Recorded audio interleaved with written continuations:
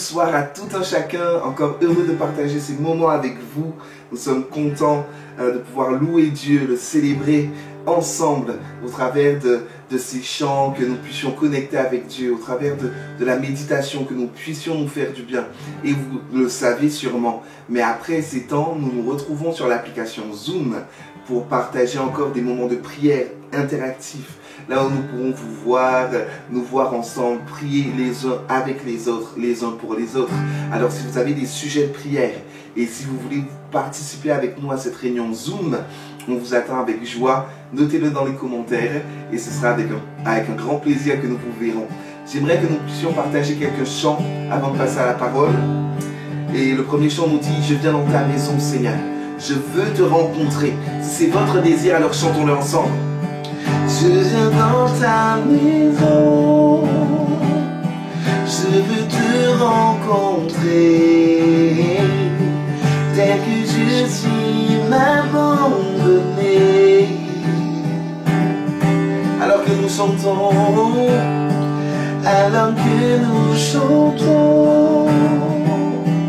ton esprit me remplit, mon âme est libérée. Je viens dans ta maison encore une fois. Hey. Je viens dans ta maison, je veux te rencontrer, tel que je suis m'abandonner. Alors que nous chantons, ton esprit me remplit, mon âme est libérée. Je te vois, je t'entends près de moi, tu es là, viens et souffle sur moi. Je ressens ta présence. Je ressens ta présence comme un feu, comme un vent. Jésus, je veux plus de toi. Alors chantons-le. Je viens dans ta maison, Seigneur Jésus. Hey. Je viens dans ta maison, je veux te rencontrer, tel que je suis m'abandonner. Alors que nous chantons, toi et moi, son esprit nous remplit. Alors que nous chantons, ton esprit me remplit, mon âme est libérée. Alléluia. Je te vois, je t'entends près de moi, tu es là, viens et souffle sur moi. Je ressens ta présence, je ressens ta présence comme un feu, comme un vent. Jésus, je veux plus de toi. Encore une fois, je te vois, je t'entends près de moi, tu es là, viens et souffle sur moi. Saint-Esprit, c'est ma prière. Je ressens ta présence comme un feu, comme un vent. Jésus, Jésus, je veux plus de toi. Jésus, Jésus, je veux plus de toi. Oh, de tout ton cœur comme une prière. Jésus, je veux plus de toi. Nous voulons plus de toi, Seigneur Jésus. Alléluia, viens toucher nos cœurs, viens transformer nos vies. Alors que nous chantons, Saint-Esprit, tu agis et tu transformes, tu changes le mal en bien. Tu nous remplis de ta présence Et pour cela, nous te disons merci, Jésus. Viens me transformer, Seigneur. Remplis-moi de ta présence. Remplis-moi de ta puissance. C'est ce que nous voulons ce soir. Alléluia, Jésus. J'ai besoin de me sentir tout près de moi, d'être touché par ta présence, comme si c'était la première fois. Je ne suis pas indifférent à ce que tu as fait pour moi. J'ai pleinement réalisé combien j'ai besoin de toi. Remplis-moi de ta présence. Chante-le. Viens m'inonder de ta puissance, comme une pluie sur ma vie. La puissance du Saint-Esprit, comme la rivière va à la mer.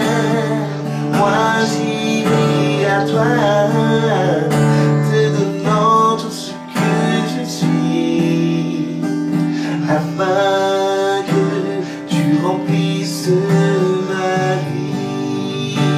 Oh, chantons-le. J'ai besoin, comme une prière, disons, j'ai besoin de te sentir, Saint-Esprit. J'ai besoin de te sentir tout près de moi, d'être touché par ta présence, comme si c'était la première fois. Je ne suis pas indifférent à ce que tu as fait pour moi.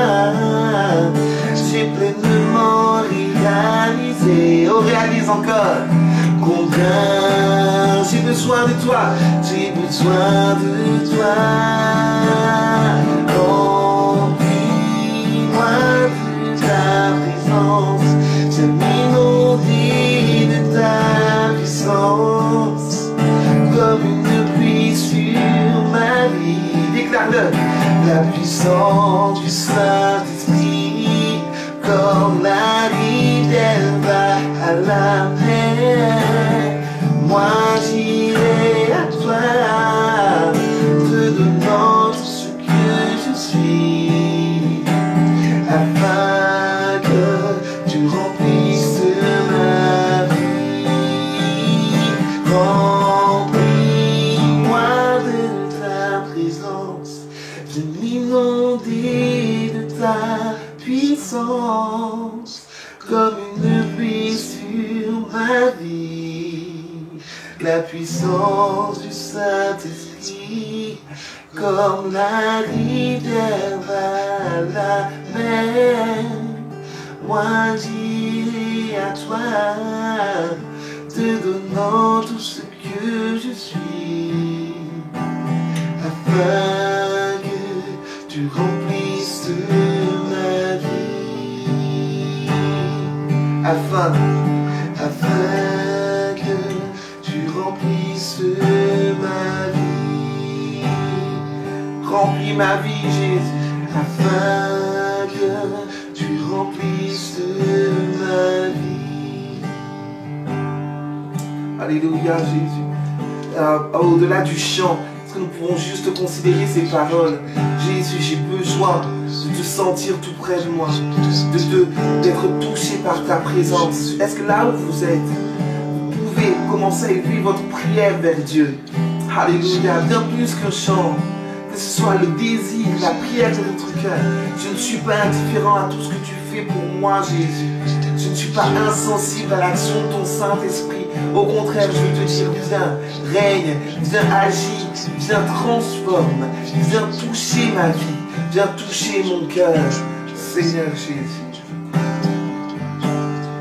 Viens me transformer, viens tout diriger, prends la place qui te revient. Chante avec moi. Viens me transformer,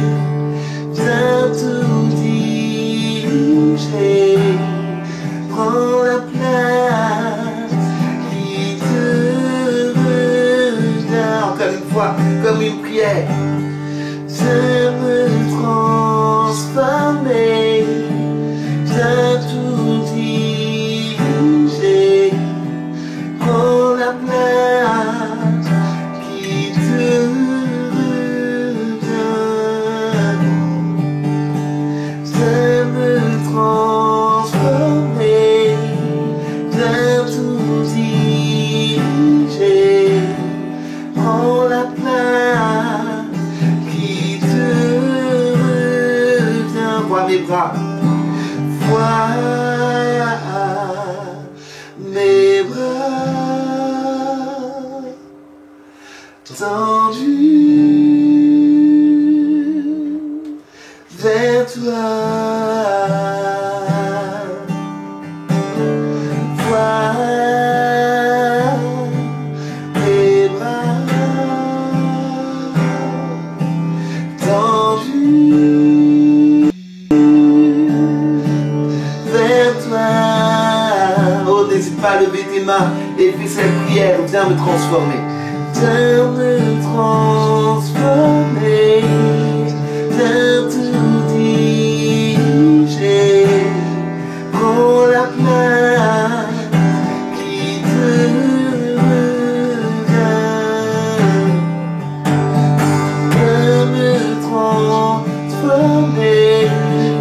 Viens tout diriger. Prends la place qui te... Oh, plus que des paroles, lève tes mains et dis-le. Vois mes bras tendus vers toi. Vois mes bras tendus vers toi, Jésus. Vois mes bras tendus vers toi. Vois mes bras tendus vers toi. Vois mes bras tendus vers toi, Seigneur.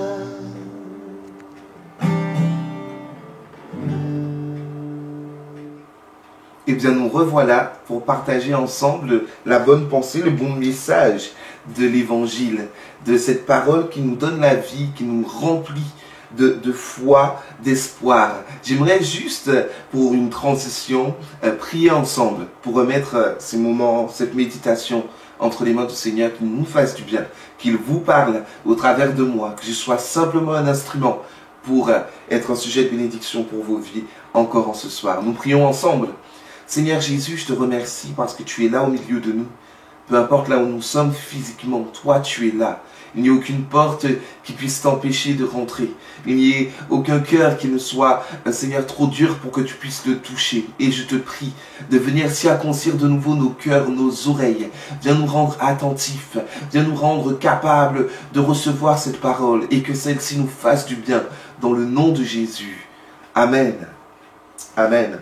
Comme vous le savez, le mardi soir est réservé à des temps de méditation, à des temps où on scrute réellement le texte. On essaie de récupérer l'essentiel du texte suivi du livre de Galates. Alors nous arrivons à la fin de cette étude sur Galates.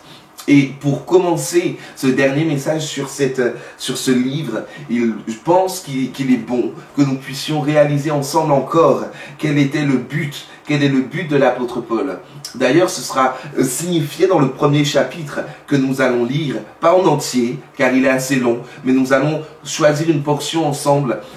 Pourquoi l'apôtre Paul écrit ce livre aux Galates parce qu'il réalise que des Juifs essayent de ramener des rites religieux, notamment la circoncision, des éléments de la loi de l'Ancien Testament, pour comme assujettir, pour mettre un joug sur la vie des chrétiens, de ces nouveaux convertis qui ne sont pas forcément juifs.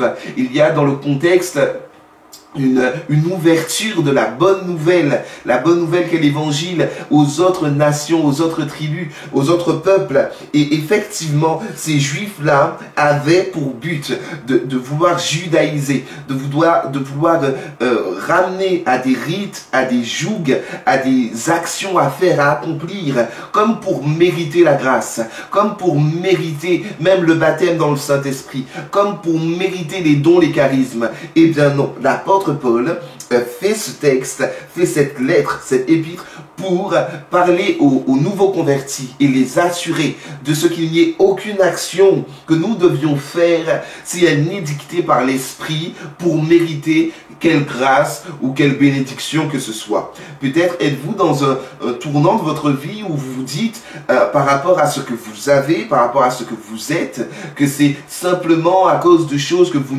n'auriez pas fait ou des choses que vous ayez mal fait. J'aimerais vous dire que toutes choses concourent ensemble au bien de ceux qui aiment Dieu. Il n'y ait pas de condamnation, pas de malédiction, pas de fatalité avec Dieu. Quand il nous accueille, quand il nous reçoit, il a pour nous des plans d'abondance, de grâce et de bénédiction. Alors plongeons-nous maintenant, alors que nous avons parcouru ensemble le livre de Galates, de la fin jusqu'au début. Il y a des rappels forts sur lesquels nous allons terminer ce soir, avant de passer par notre temps de prière. J'aimerais lire avec vous dans Galates 1, et nous lirons à partir du verset 6. Nous lirons simplement une portion du livre, car le reste, c'est comme un rappel que nous avons déjà vu. D'accord? Nous y allons. Galates 1, verset 6. Je m'étonne, dit l'apôtre, que vous vous détourniez si promptement de celui qui vous a appelé par la grâce de Christ, pour passer à un autre évangile. Non pas qu'il y ait un autre évangile, mais il y a des gens qui vous troublent et qui veulent renverser l'évangile de Christ. Mais quand nous-mêmes, quand un ange du ciel annoncerait un autre évangile que celui que nous vous avons prêché, qu'il soit anathème, c'est-à-dire qu'il soit maudit, qu'il soit désavoué, nous l'avons dit précédemment, et je le répète à cette heure, si quelqu'un vous annonce un autre évangile que celui que vous avez reçu, qu'il soit anathème. Le verset 10 pour terminer, il est écrit, et maintenant, est-ce la faveur des hommes que je désire ou celle de Dieu? Est-ce que je cherche à plaire aux hommes? Si je plaisais encore aux hommes, je ne serais pas serviteur de Christ. Amen. C'est la parole, le texte, la portion de ce chapitre que j'ai voulu prendre, car il y a ici là un résumé de tout ce que l'apôtre va pouvoir annoncer, travailler, enseigner sur le reste du livre. Nous avons vu dès la fin du livre de Galates qu'il y avait là une comparaison, une opposition que l'apôtre Paul fait et fait encore entre la grâce et la loi, l'ancienne alliance et la nouvelle alliance, la vie spirituelle et la vie charnelle. Il y a comme cette opposition qu'il veut ramener encore dès là au premier chapitre. Il dit en substance, il y a quelque chose du spirituel et aussi du relationnel. Le spirituel et le relationnel sont liés. Nous sortons d'une crise sans précédent ici en France où les églises n'ont pas pu se réunir. Quand je dis église, je parle bien plus qu'un bâtiment. Vous et moi, nous n'avons pas pu communier ensemble dans un même lieu. L'église de Christ n'a pas pu physiquement se manifester à cause des réglementations et qui étaient bonnes, sages pour le bien de notre pays. Mais il y a là, selon l'apôtre, une incidence entre le relationnel et le spirituel. Pourquoi je dis cela? Il nous parle des hommes.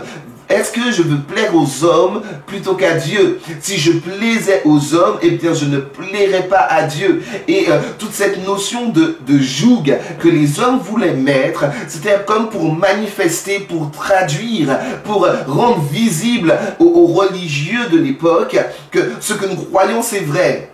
Oui, je crois que c'est essentiellement vrai. C'est tellement fort sur mon cœur. Il y a aussi dans le chapitre 1 ce verset qui dit qu'il nous a appelés selon sa grâce afin que nous puissions révéler son Fils.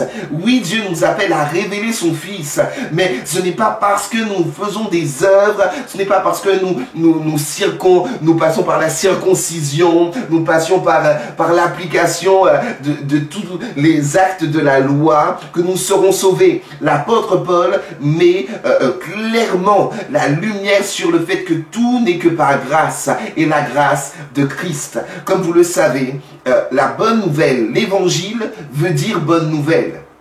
Bonne nouvelle. Et y aurait-il d'autres nouvelles qui puissent changer ce lien que Dieu veut faire entre le spirituel et le relationnel? Nous sortons là où le relationnel a été privé, mais où le spirituel, je le crois, pour vous et pour moi, a été comme remis à l'essentiel, remis au centre. Il y a des personnes qui pouvaient venir à l'église comme on va à l'école. Vous savez, maintenant, les enfants retournent à l'école et puis ils disent, oui, c'est bien de retourner à l'école.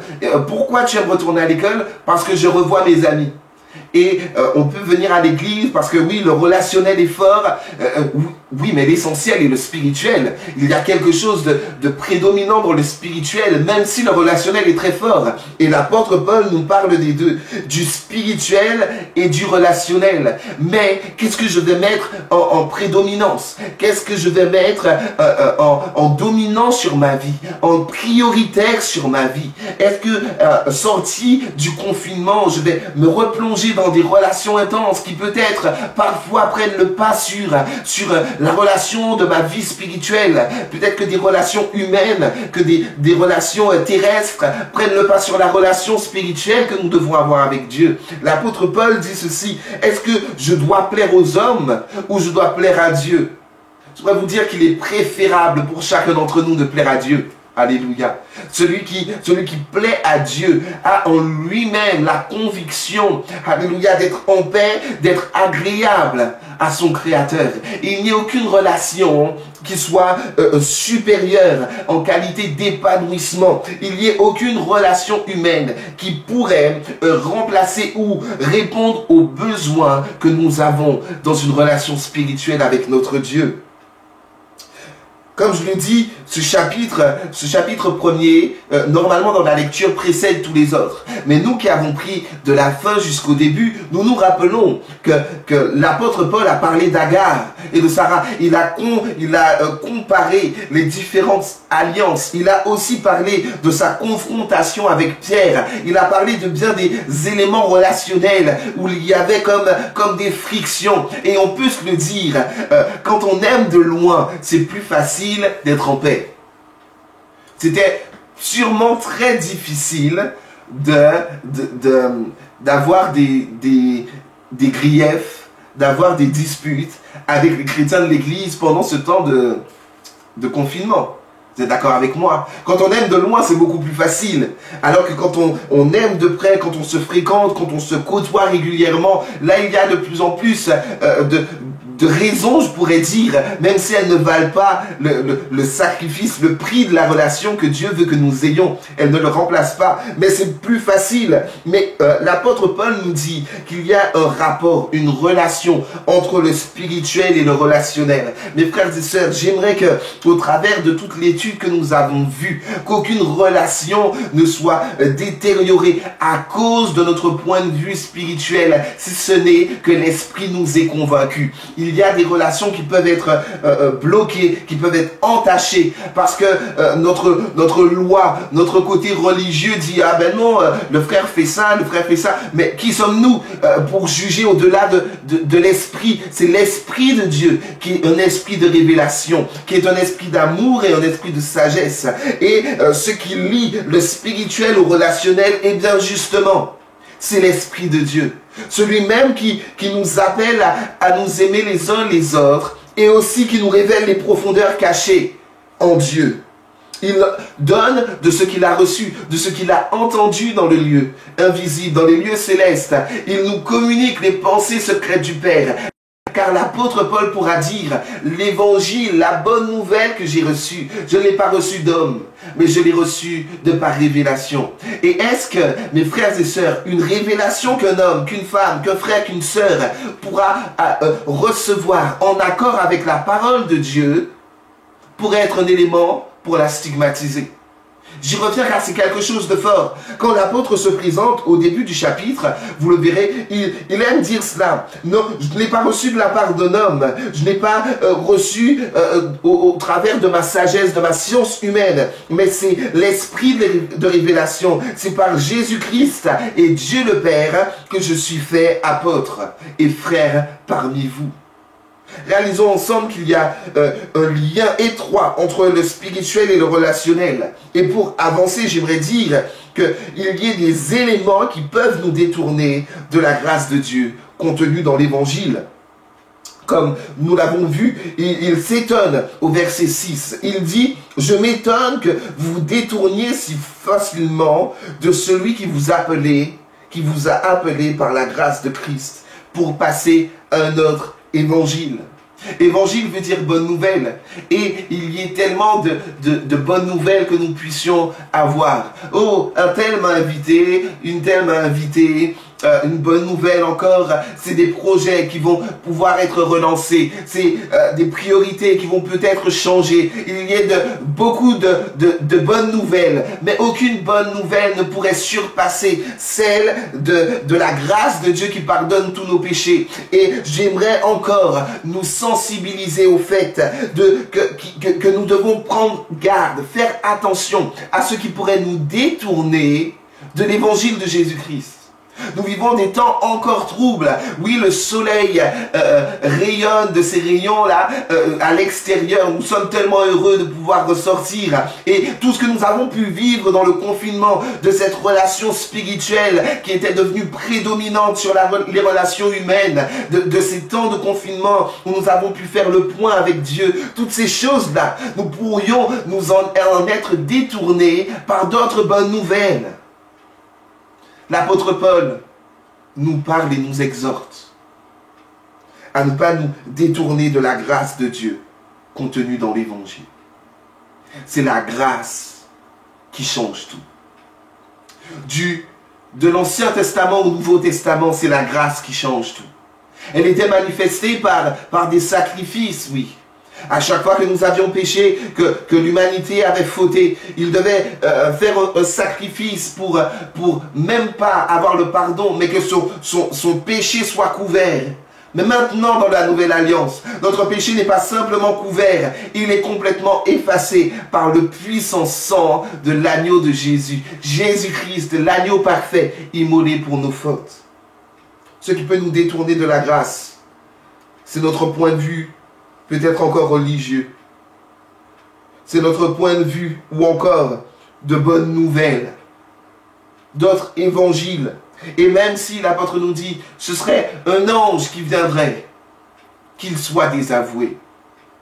Que ce serait un prédicateur qui viendrait vous dire, oh, pour acquérir le salut, plus besoin de Jésus. Alors ce serait qu'il soit anathème.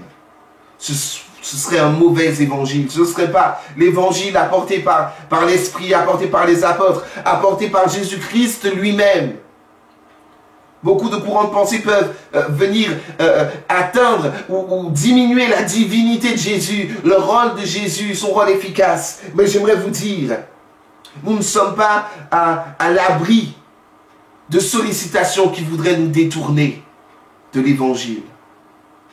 Alors l'apôtre nous met en garde. Il nous demande d'être attentifs. Ce qui peut nous détourner de la grâce qui tue les relations. Enfin, pour avancer, j'aimerais dire ceci.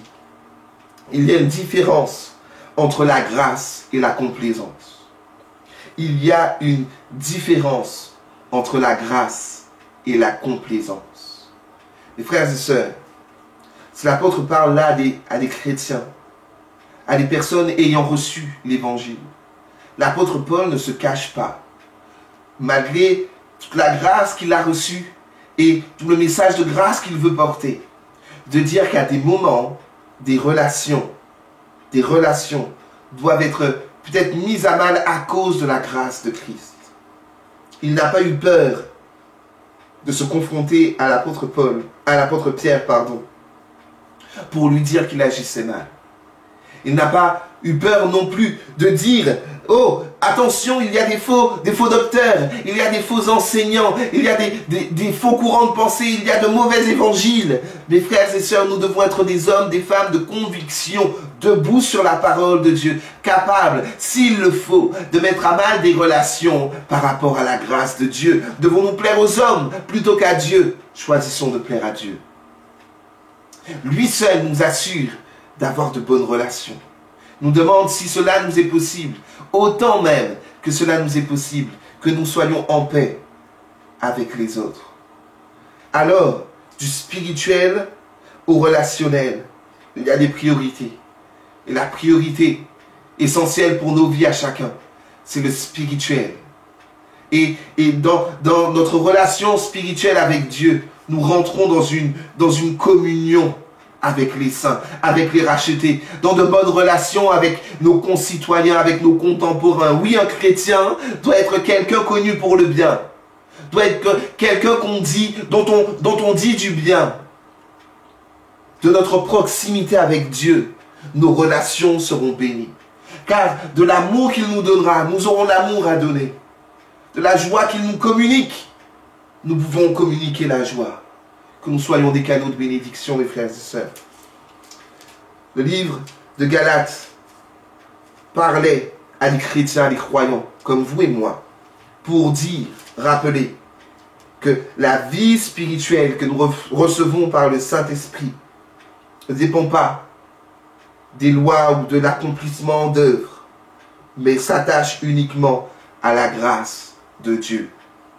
Nos relations doivent être empreintes de la grâce de Dieu. Aucune nouvelle n'est supérieure à celle de la grâce de Dieu. Aucune relation ne doit passer au-dessus de celle de la grâce de Dieu. Et aussi, la grâce de Dieu ne veut pas dire la complaisance avec le péché. C'est parce que le péché était si grave que la grâce s'est manifestée par la mort du Fils de Dieu. Alors que nous ne soyons pas troublés au-dedans de nous-mêmes de dire que la grâce c'est la complaisance. Non. Nous devons être des hommes, des femmes de conviction. Et c'est l'exemple que l'apôtre Paul nous donne. L'exemple que Jésus nous donne. Il n'a pas été complaisant avec les religieux de l'époque. Il n'a pas été complaisant avec le Sanhédrin, avec les Sadducéens. Il n'a pas été complaisant. Il n'a pas fait passer la relation avant le spirituel. Alors prenons de cet exemple et restons concentrés sur l'essentiel. Que Dieu vous bénisse. Je prie pour vous et nous nous retrouvons ensuite pour notre réunion Zoom.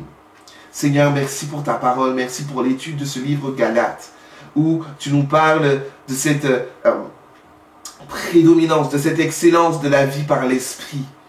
Tu nous parles aussi des relations, du spirituel. Tu nous parles, Seigneur, de la grâce de l'évangile, la bonne nouvelle que nous avons reçue. Que cette bonne nouvelle demeure une bonne nouvelle, même quand elle met à mal nos relations. Qu'elle demeure une bonne nouvelle. Remplis-nous de courage, de foi, comme tu l'as été, comme l'apôtre Paul l'a été, pour ne pas être complaisant vis-à-vis du péché, vis-à-vis de relations qui seraient faussées. Seigneur, remplis-nous de toi, et qu'à ton nom seul revienne la gloire. Amen.